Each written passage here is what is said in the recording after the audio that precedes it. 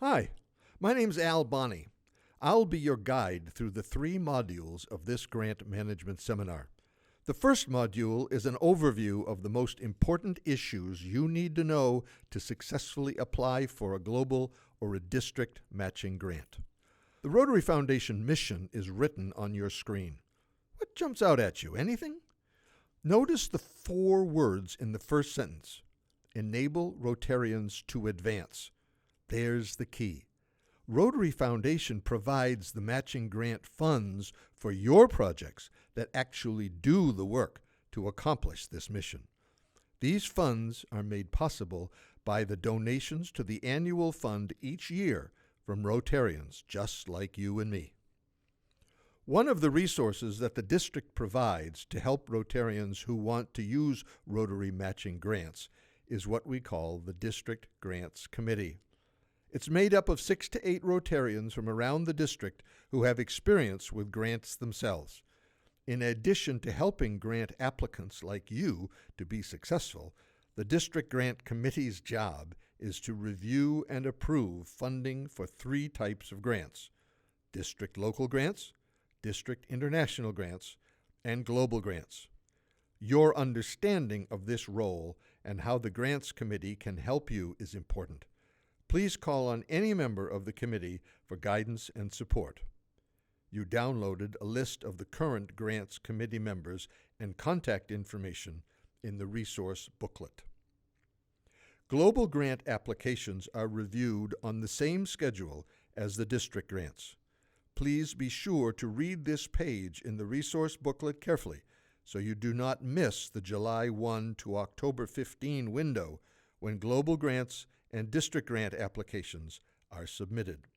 The final application review is on the 2nd Tuesday in November.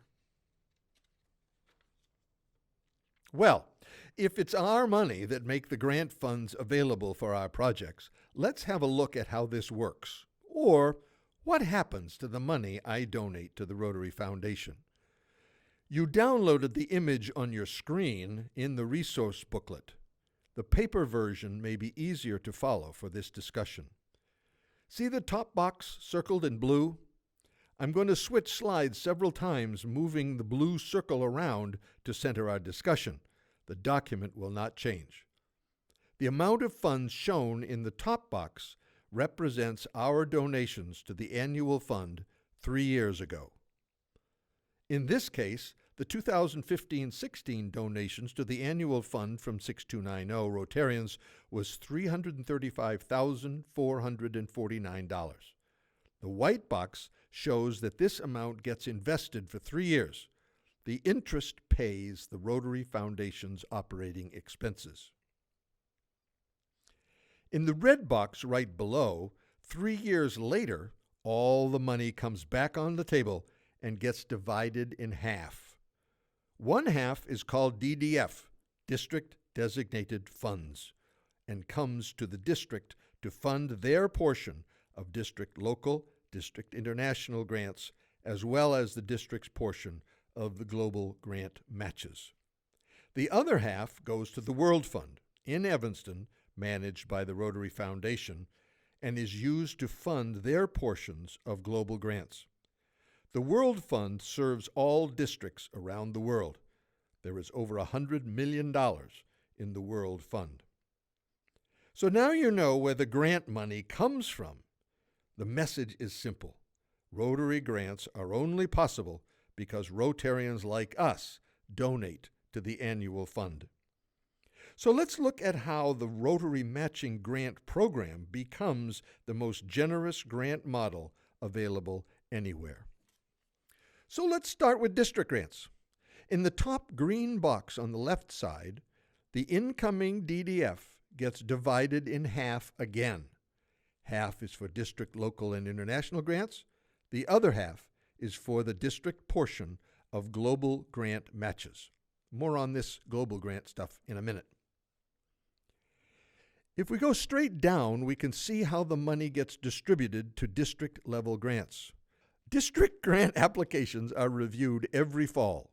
In the case of a $2,500 district local grant for, say, robot parts for the high school robotics club, the district will match the $2,500 in club funds with $2,500 in DDF, and you have a $5,000 grant for robotics parts. This is equally true if your project was for $5,000 to build a sanitary water system in a school in Uganda. The $5,000 in club funds would be matched with $5,000 in DDF for a total project value of $10,000. Pretty generous, huh? Before we get into the matching grant system for global grants, I want to reiterate that global grants differ from district grants in several ways. Global grants must be over $30,000 in total project value. Global grants must be international and have a host club in the other country to partner with your club. Global grants must be sustainable, and global grants have a much higher matching component, up to 2.5 to 1. Let's go back up to the top of the right column and talk about how the global grants work. Some of this money comes, you remember, from half of the total money that was donated back in 2015-16. That half went to the World Fund in Evanston to serve all districts around the world. Notice that the Rotary Foundation charges the World Fund 5% to cover the expenses of managing the Global Grant Program fund transfers around the world. All this is in the top red box on the right column. Global grants get put together somewhat differently than district grants. The first thing that happens is that a project gets designated and funded by a pair of clubs, one in this country and one abroad. When the application is complete, the District Grant Committee reviews it and, if successful, awards a 1-to-1 match of DDF against the club money brought into the project. Remember, half the DDF goes to global grants. Look at the yellow box at the bottom of the blue circle, and you see that $10,000 in cash from a club gets matched by the district with $10,000 from DDF that I just mentioned, bringing the project up to $20,000. Then the application goes to the Rotary Foundation for more review and more questions. When they decide the project is ready, Rotary Foundation will award $10,000 to match the DDF from the district, so the project is now worth $30,000. Additionally, Rotary Foundation will award $5,000 as a half match to the club money in the project. In the end, the $10,000 raised by the club has become $35,000 in total project funding. Where can you get a better return for your investment than 1-to-1 from the district for the district grants and 2.5-to-1 for the larger global grant? If we do not communicate anything else during this grant management seminar, we need to be sure that the message of this segment on where does my money go comes through clearly. Let me summarize. 100% of our donations to the Rotary Foundation Annual Fund create the unique and generous Rotary Matching Grant Funding Program. Rotarians donate to the Rotary Foundation Annual Fund each year because they want to support the significant value that club projects bring to changing lives and building better communities. So the truth is, Rotarians aren't required to donate.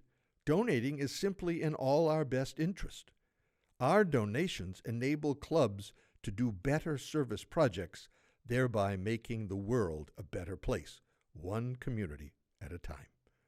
Why wouldn't everyone welcome the opportunity to donate to a project like that? When Rotary Foundation changed the matching grants program in 2012, 4 key components surfaced as central to the new program. Let's review these 4 key components now, because it will be important that you have them clearly in mind as you complete your grant application. First, Each club must qualify on 5 simple criteria to be eligible to apply for and receive district-designated funds through the matching grant program. More details on each of the criteria are available in the resource booklet you downloaded at the beginning of the seminar. Let's review them. Sign and return the combined MOU as directed by the instructions at the end of the MOU document. Take the grant management seminar. Pay district and Rotary dues on time, no later than October 15th. Meet or exceed the per capita giving requirements, which is $100 per member, and submit all your final grant project reports from last year's grants on time. I can't emphasize these enough. They're very important. Please be sure you understand these 5 points. It is your responsibility to work with your club leadership to be sure they have completed their responsibilities to reach qualification before October 15th of the year you are applying for a grant. Your global grant must focus on one or more of the 6 areas of focus listed on your screen. While the list is pretty clear, it's important to understand each of them in some detail, because if you are applying for a global grant, it is required that your grant address one or more of these areas. More detail on the 6 areas of focus are in your resource booklet. Addressing the 6 areas of focus is not required for a district grant, but it's recommended. We suggest that you select only one area of focus for a grant project. Selecting more than one does you no good and makes the application and the reporting process more complicated. The third key component is to be a good steward of the funds you are granted. Applying for and receiving funds from any grant program includes the expectation that you will be a good steward of the funds you are awarded.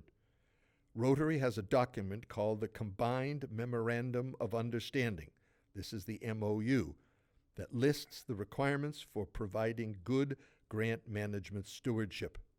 It is vitally important that you read, understand, and comply with the requirements contained in the combined MOU. Some notes on the MOU. Your club president and your president-elect must sign the MOU and return it according to the instructions on the document before October 15th. You have a copy of the MOU in your resource booklet. If you apply for a global grant, it is required that your grant follows and complies with the stewardship requirements contained in the combined MOU. There are elements in the MOU required for a district grant as well. The last of the 4 key components is that your project plan must ensure it will be sustainable after Rotarians leave the project site. The idea of sustainability is not a complex one, but Rotary has its own particular definition of the term, and it is on the screen. The requirement for your global grant to be sustainable is one you must take seriously if you want your grant to be approved. Sustainability is required for a global grant. It is recommended for a district grant, but not required. Before we finish Module 1, please watch a great video about how Rotary defines sustainability and how you can ensure your sustainability plan meets Rotary Foundation requirements. It's called What is Sustainability?